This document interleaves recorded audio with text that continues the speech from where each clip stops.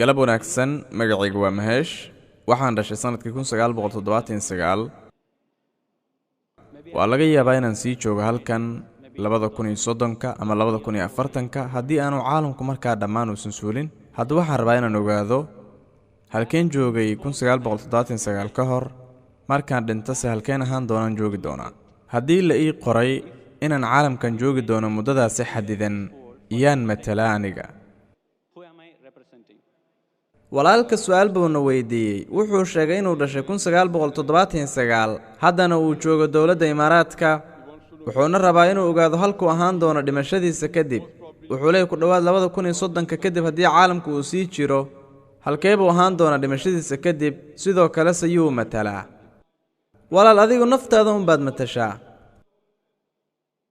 haddii wax isbedel aysan kugu dhicin oo aad waxba qarin adigu naftaada un baad matashaa oo dabiici tahay taas waa nambarka koobaad arinta ku saabsan markaa dhimata kadib adigii ayay kugu xiran tahay waxa aad raacsan tahay haddaad raacsan tahay kitaabka kutubta ugu dambeeya quraanka kariimka dhimashadaada kadib jannada ayaad geli doontaa haddii aad khilaafsan tahay sharciga Allah oo aad khilaafsan tahay kitaabka ugu dambeeya kutubta waa quraanka jaxiima ayaad geli doontaa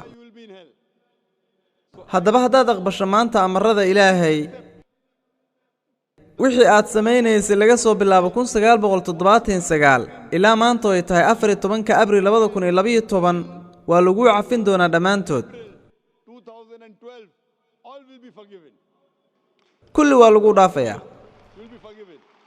sidaa darteed wixii aad hore u samaysay dhan laguma xisaabinayo sababtoo rasuulkeena Muhammad sallallahu alayhi wasallam wuxuu yiri ilbiriqsiga iyo xilligu qofku islaamka soo galo dhammaan dunuubtiisa hore dhan waa laga tirayaa sidaa darteed iyadoo la cuskanayo inta aad raacsan tahay tacaaliimta Allah subhanahu wa ta'ala waxaan awoodaa inaan kuu sheego halkaad ahaan doonto laakiin ma garanayso adigu markaa dhimanayso haddii aad tiraado adiga arrintan aniga ma garanayo maxaan sameyn doonaa laga yaabo inaan noolaan doono ilaa 2030ka sidaa darteed aniga islaamka waxaan geli doonaa sanadka 2029ka walaal aniguna ma aqaano adiguna ma garanaysid inta aan noolaan doono sidoo kale waxaa tiri haddii caalamku uu sii jiro aniga ma garan karo marka caalamku dhamaanayo Allah wuxuu ku leeyahay quraanka suuratul luqmaan suurada 31 aayada 34 ma jiro axadaan ilaahay ahayn oo garanaya goormee saacadu dhacaysa goormee adduunku dhamaanaya anagu ma ogin ma sanadan sii joogi doona sidoo kale ma ogin waqtiga ilaa goormee sii noolaan doona sidaa darteed waxaa wanaagsan inaad aqbasho xaqiiqada ilbiriqsiga aad ogaato adiga laguma xisaabin doono wixii hore kadibna waxaa isku dayaysaa inaad ku dadaasho inaad raacdo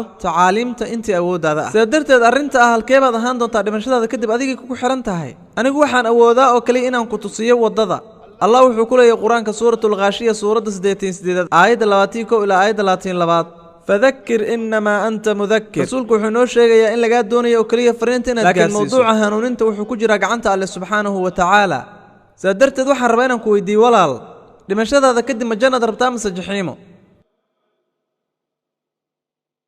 dhimashadaada kadib ma jannada rabtaa mise jaxiimo dhab ahaan ma garanaysid sababtoo ah marka aniga la eego janno iyo jaxiimo halkan ayaa laga heli karayaa xulashadu waa xageena haatani waa naciimo iyo jaxiimo waqtiyeysan tahay ama way suulaysaa sidaan hore u sheegay quraanku wuxuu ku leeyahay suuratul mulki suurada 67 aayada 2 alladhi khalaqa al-mawta wal hayata Allah waa kan abuuray dhimashada iyo nolosha si uu idin imtixaano kiineeba samaysanaya amal wanaagsan adduunyadan waxay u taagan tahay imtixaan tani waa imtixaan da'da qofka xilligaana waa dhaxdhaxaad waa 60 ama 70 sano qaarkood da'doodu iyagoo tahay 20 ayay dhintaan qaar kale 50 bay ku dhintaan qaar baa 100 ku dhinta laakiin da'da dhaxdhaxaadka waa 60 marka waa marxalad waqtiyeysan nolosha xigtase waa weligeed sidaa darteed waxaa leedahay janno iyo jaxiim halkan bay jiraan isku dayaysaa inaad adduunyada naciimo iyo janno ka dhigto adigoo maal iyo kaydad badan jamcinaya khamrada iska cabaya nolosha xigta jaxiimo ayay noqon doontaa sidaa darteed Allah wuxuu ku leeyahay suuratul huud marka la eego kuwaasi doonaya naciimada adduunyo Allah wuxuu siin doonaa naciimada adduunyo wuxuuna ka xarimi doonaa naciimada aakhiro kuwaasi doonaya naciimada aakhiro Allah tan adduunyo iyo tan aakhiro wuu siin doonaa sidaa darteed haddaad tahay ganacsade oo midkood kugu yiraahdo dhibaatooyin yaryar ayaa ku soo maraya iyo culaysyo yaryar muddo 70 sano ah kadibna nolosha xigta waxaad ku jiri doontaa naciimo daa'ima iyo farxad aan dhammaad lahayn noloshan waxba maaha marka la barbar dhigo nolosha xigta ka ganacsada ahaan waxaan hubaa inaadan diidi doonin inaad wajahdo dhibaatooyinka iyo mashaakisha yaryar ee sanadaha yar. Tusaale haddii aad imtixaan leedahay, imtixaanka ka hor waa inaad dadaasho oo aad u shaqaysaa oo aadan hurdinooda seexan muddo gaaban. Kadibna imtixaanka ayaad meel sare tagaysaa. Haddaba imtixaanka ka hor waa daalaysaa oo dadaalaysaa, laakiin mustaqbalka ayaa wanaagsanaan doona. Waa isla mid walaal, noloshan waa imtixaan marka loo eego nolosha aakhiro. haddaad tahay hinduu maheeshow oo aad rumaysan tahay buugaagta hinduuga sida ku timid fiidaa buugga 10aad jabtarka 16aad faqrada 4 ilaa 5 waxay ka sheekaynaysaa buunar janam. buunar xigta jan nolol waxay la micno tahay nolosha xigta ee qur-aanku ka hadlay. sida darteed noloshan way timid nolol kalaa xigta, dhalasho dhimasho kadib nolol mar kale. nolosha wareegeeda iyo soo bixinta laguma sheegin fiidaaga. isagu wuxuu ka sheekeeyay buunar janam oo macnaheedu tahay nolosha xigta ama aakhiro. sidoo kalena qur-aanka waa lagu sheegay. sidaa darteed ninka wanaagsan wuxuu u fikiri doonaa sida ganacsade oo nolosha aakhiro ayuu og yahay inay wax badan ka wanaagsan tahay tan hadda la joogo. aad ayay daciif u tahay noloshan adduunyo marka la barbar dhigo nolosha aakhiro. sidaa darteed haddaad tahay ruux caqli badan ma diidi doontid inaad mashaakil yar dunidan ku marto si aad u raaxaysato nolosha aakhiro oo aad ugu noolaato janno iyo naciimo. sidaa darteed walaalteebaad jeceshahay, janno iyo jaxiimo nolosha aakhiro? walaal haa mudane, ma waxaad doonaysaa janno ama jaxiimo nolosha aakhiro? maya mudane, ma aaminsani inay nolol labaad jirto, sababtoo ah haddii ay nolol labaad jirto. buugaagta hinduuga ma rumaysan tahay? haa, waa rumaysan tahay. fiidaaga ma rumaysan tahay? meelaha qaar ee buugaagta ku qoran ayaa rumaysanahay oo keliya. fiidaaga ma rumaysan tahay? haa, laakiin wax badan kama aqaano fiidaaga. laakiin waa rumaysan tahay inuu buug muqadasa yahay. maxaad idhahday? in xagga alle laga soo dejiyaad rumaysan tahay? maya, anigu inaan ilaah ahay ayaanba rumaysanahay. adigu ilaah baa tahay, dhammaantaan ilaah ayaan nahay. waa sida ay hinduugu leedahay. waa maxay qeexidda ilaah?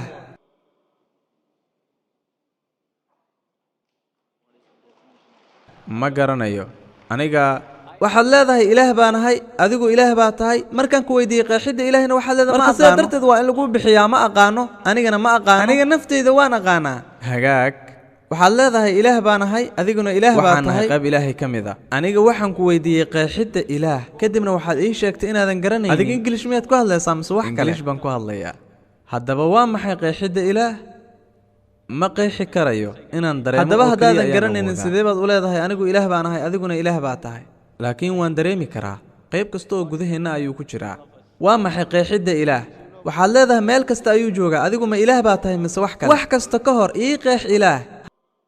haddii qeexiddaada ilaah aysan sax ahayn, waan kuu sheegi doonaa midda saxda ah.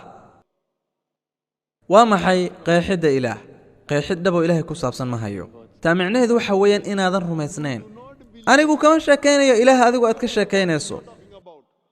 sidaa darteed waxaa lagaa rabay inaad i weydiiso qeexidda ilaah, aniguna waan kuu sheegi lahaa. haa mudane, ma ii sharixi kartaa? haddii aadan garanaynin maxaad samaynaysaa? ma waxaa lagaa rabaa inaad weydiiso mise wax kale? haa, i weydii, anaa kaaga jawaabaya. waan kuu sheegi doonaa qeexitaanka ilaah marka la fiirsho fiidaaga iyo obanishaadka, kadibna qur-aanka aynu imaanaynaa. haddaad akhriso jandogiya obanishad jabtarka 6aad qaybta 2 faqrada 1 rabbigu waa waaxid, mid labayana ma lahan. haddaad akhriso shiftaasha fataara obanishad jabtarka 6aad faqrada 9aad waa sanskrit. macnaheedu waxay tahay rabbiga ma jiro wax ka sarreeya, laba waalidna ma laha. allah ma jiro wax hogaamiya, ma jiro ilaah kale, ma jiro aabba iyo hooyo uu leeyahay. sidoo kale waxaa lagu sheegay shifata shafatar obanishad jabtarka 4 faqrada 19aad rabbigu ma lahan barathima. barathima waa erey sanskrit, macnaheedu waxa weeyaan taallo ama sanam ama sawir ama wax kale oo calaamada. rabbigaasi ma lahan sawir, farshaxan ama meel lagu sawiray ama taallo loo taagay ama sanam ama wax kale. sidoo kale waxaa lagu soo celiyey yaajurfeed jabtarka 32 faqrada 3aad rabbigaasi ma lahan sawir, farshaxan ama meel lagu sawiray ama taallo ama sanam ama wax kale. sidoo kale waxay leedahay buugaagta hinduuga Dyotya naste, nina naste kinchan. ilaahu waa keli mid labeeyana ma lahan weligii sidaa darteed marka la eego qeexitaanadan ilaahu waa keli wax lamidana ma jiraan qur-aanku wuxuu ku leeyahay suuratul ikhlaas suuradda 112 aayadda 1 ilaa 4 qeexidda alle waxa weeyaan qul huwa allaahu axad dheh allah waa keli allaahu samad allah waa kan danaha loola qasdo lam yelid walam yuulad wax ma dhalin lama dhalin walam yakun lahu kufuwan axad wax lamidana ma jiraan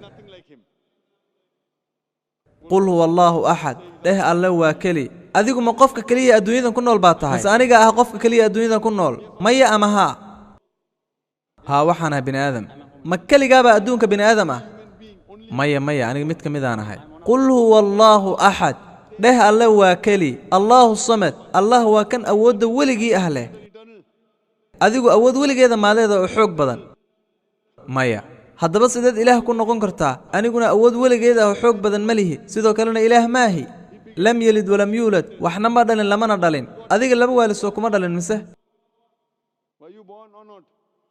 haa haddaba sideed ilaah ku noqon kartaa anigana sidoo kale waa la ii dhalay sidee baan ilaah ku noqon karaa aniga carruur baan leeyahay adigu carruur ma leedahay haa haddaba sideed ilaah ku noqon kartaa marka walam yakun lahu kufuwan axad ma jiro wax lamida ama u eg anigu waxaan ka sheekaynayaa qeexitaankayga ilaah qeexitaankaaga ilaahay aad u taqaano anigu waxaan ka sheekaynayaa qeexitaankayga ilaah aan u aqaano iska hilmaam adiga qeexitaankaad u taqaano anigu kaa kama hadlayo laga yaabay inuu qeexitaan beena yahay uusan ahayn ilaaha dhabta ah anigu kama hadlayo ilaaha adigu aad ka sheekaynayso waa alle keli ah waa waaxid waa allaha danta loola qasdo waxba muusan dhalin isaga lama dhalin sidoo kale wax lamidana ma jiraan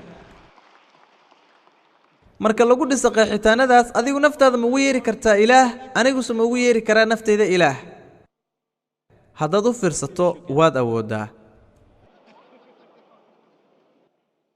aniga su'aal baan ku weydiiyey laba waalid ma leedahay waxaa tiri haa haddii aad ku fakarto inaad tahay ilaah waxaa lagugu yeeri doonaa qof caqligiisu dhiman yahay mudane waa inaan qayb ilaahay ka mida ahay adigu waxaad leedahay ilaahay waa keli aniguna waxaan dareemaya inaan qayb ka mida ahay allaha weyn annagu qayb ka mida unbaan u taagannahay laga yaabay in annaga ilaahay nagala gooyey taa waa qeexitaankaaga ilaah ee ma ahan qeexitaanka ku jira fiidaaga sidoo kale ma ahan qeexitaanka laga helaya qur-aanka kaasi waa qeexitaanka ilaah kale anigu kama hadlayo ilaah adigu aad rumaysan tahay anigu waxaan ka hadlayaa ilaahayga aan anigu aaminsanahay isagu waa keli mana ahan qayb wax kasta ka mida iska daa ilaahaygan adigu aad ka hadlayso hagaag ilaaha aad ka hadlayso dhinac isaga tuur anigu waxaan ka hadlayaa ilaaha aan rumaysanahay ma fahantay waa alla keliya waa alla awood badan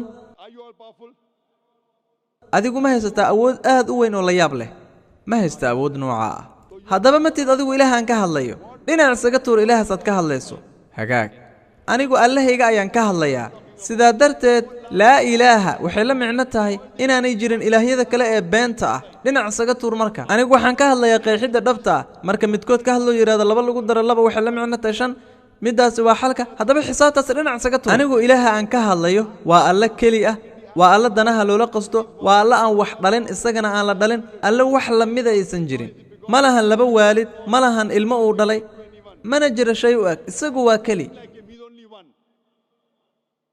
ma rumaysantahay ilaaha tilmaamahaas leh maya mudane ma rumaysni tani waa dhibaatada taa waxay la micnata inaadan doonin inaad rumayso allaha dhabta ah waxaan kaa codsanayaa inaad akhriso buugaagta hinduuga ee aan kuu sheegay sidoo kale akhri tarjumaadda qur-aanka kariimka ah iskuna day inaad raadiso allaha dhabta ah ee saxda iska daa ilaaha beenbeenta aad leedahay ilaah baa taana ilaahana anigu nafteyda kama soo qaaday inaan ilaah ahay markaabaad ii imaanaysa waxaad leedahay anaga ilaah baan ahay si aan kuu dhaho haa ilaah baa tahay anigu doqon maahe si aan u aqbalo ra'yigaagoon dhaho anigu ilaah baan ahay waxaad doonaysaa inaad jaxiimo ila aado laakiin anigu ma doonayo inaan jaxiimo ku raaco anigu waxaan rabaa inaan jannada aado waxaan rabaa inaan sidoo kale adigana jannada kugu wado laakiin si aan jannada kugu wado haddii aan kugu qanciyo inaan aniga ilaah ahay adiguna ilaah tahay markaa waxaan wada aadi doonaa anigu waxaan doorbidayaa inaad jannada ila aado saa darteed waxaan kaa codsanaya inaad akhriso buugaagtaada muqaddaska oo banishaadka qur-aanka aqri naftaada baran marka ay soo raac si aan jannada u wadaadno insha allah mahadsanid